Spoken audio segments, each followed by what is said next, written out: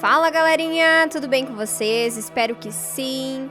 Hoje eu vim trazer mais uma história aí pra gente refletir, só que hoje eu trouxe uma história diferente das outras. Geralmente eu trazia uma psicografia, aí no vídeo anterior eu trouxe uma mensagem, né? Mesmo, e agora eu tô trazendo uma experiência de quase morte. Essa experiência eu tô tirando deste livro aqui, tá? Nos Portais do Além, que é esse título que está aí na telinha de vocês. Ele é um livro muito bacana, tá? De Admir Serrano, tá? Então, este livro aqui, ele fala sobre experiências de quase morte, pessoas que sofrem algum acidente, alguma coisa, que tem alguma parada cardíaca, ou enfim, né, tem um desmaio, enfim, e acabam tendo essas experiências, certo? Então, neste livro ele relata sobre isso. Hoje eu vou trazer uma história lá pra vocês, então. Vamos lá? O trem! Perdi o trem! Exclamou em pensamento George Rich. Sentou-se rapidamente na cama e olhou desesperado para a mesinha ao lado. Meu Deus, que horas são? Procurou o despertador, mas não o encontrou. A passagem? Onde está a passagem? Tampouco estava ali. Estranhando o lugar, olhou à sua volta. Estava em um quartinho estranho e bem pequeno, tão pequeno que praticamente a cama o preenchia. Havia somente uma cadeira no vão da porta e a mesinha, mais nada. Onde estou? Como cheguei aqui? Indagava-se. Pôs-se a pensar, tentando lembrar-se de onde estivera antes de chegar ali. A sala do raio-x, isso mesmo, eles me levaram para tirar a chapa dos pulmões. George lembrou-se de outro fato. Ele estava tão fraco e com uma febre tão alta que quando o enfermeiro o soltou após ajeitá-lo em frente ao aparelho de raio-x, ele desmaiou. Era a madrugada do dia 19 de dezembro de 1943. George estava em um campo em Barclay, um dos maiores centros de treinamento de soldados americanos durante a Segunda Guerra Mundial, próximo à cidade de Abilene, no estado do Texas. George tinha sido aprovado no vestibular para medicina em Richmond, na Virgínia, seu estado natal. Fora recrutado pelo exército e estava sendo treinado para servir nas enfermarias das forças aliadas, que guerreavam na Europa. Antes de ser levado à sala do raio-x, tossindo sangue e com 40 graus de febre, George só tinha um lugar e um desejo em mente: ir para Richmond, passar o Natal com sua família. O trem! Exclamou George. Tenho que pegar o trem! Saltou da cama desesperado, procurando seu uniforme e sua mochila. Ele deixava tudo preparado na noite anterior. Não queria perder um minuto, e muito menos o trem. O uniforme e a mochila deveriam estar sobre a cadeira, mas não estavam. Olhou sobre a mesinha novamente. Nada. Sob a cama? Talvez. Abaixou-se. Nada. De repente, um tremendo susto. Ao levantar-se, seu olhar caiu sobre o leito da cama. Atônito, George teve uma estranha visão que o deixou congelado. Havia alguém deitado em sua cama. Que diabos está acontecendo? Perguntou-se.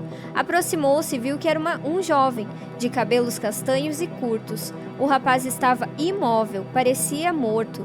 George estranhou a cena. Mas como pode ter alguém aí se eu acabei de levantar? Sentiu-se diante de um enigma, mas não podia perder tempo com isso agora. Precisava fazer uma coisa mais importante. Tinha que apanhar o trem para Richmond. Minhas coisas devem estar com o enfermeiro de plantão.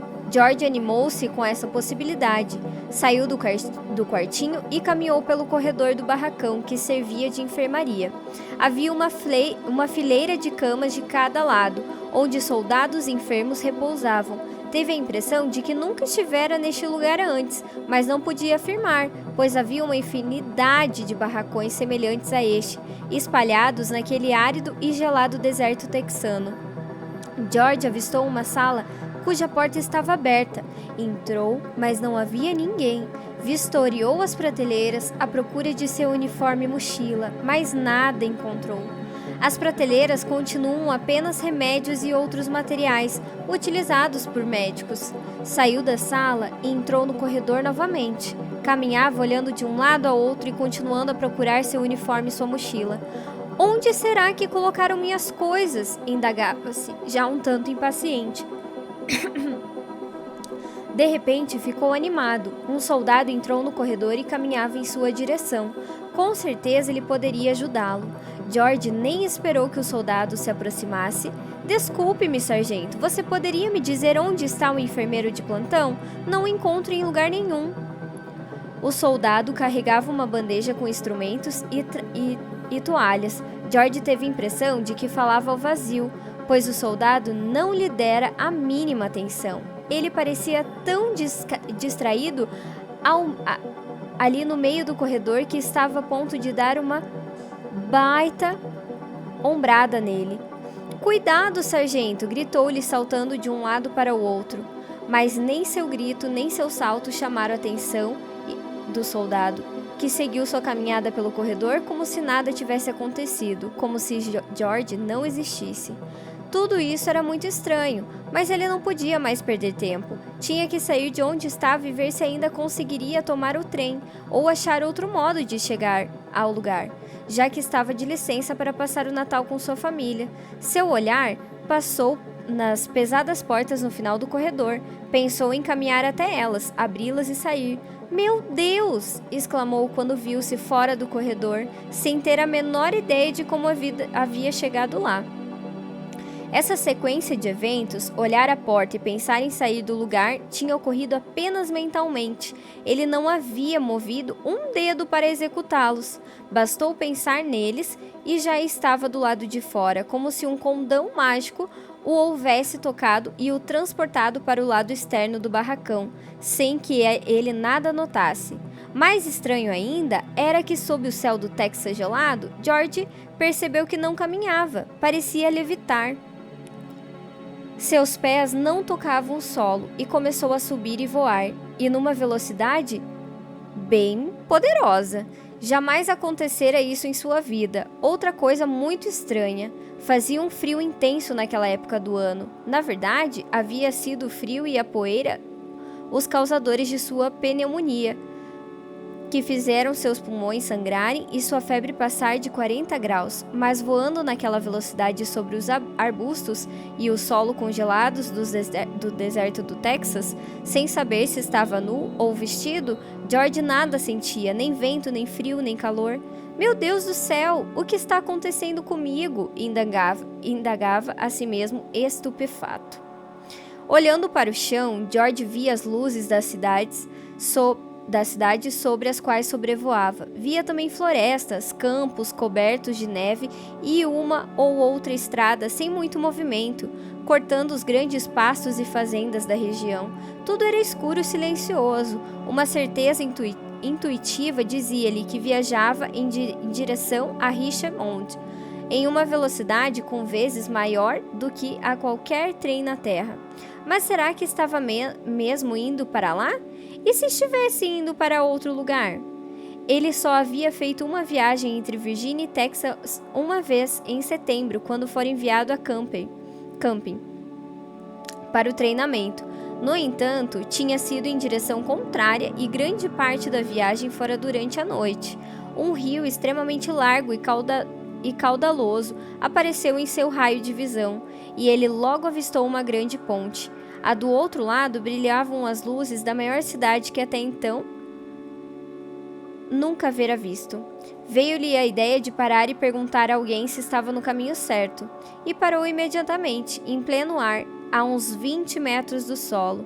Embaixo havia um café cujas luzes acesas indicavam que ainda estava aberto. Em uma ponta da calçada, um homem caminhava apressadamente em direção ao café. De lá de cima, feito um pássaro pairando no ar, George pensou na possibilidade de perguntar ao homem, e bastou pensar em estar no solo e estava, caminhando bem ao lado dele.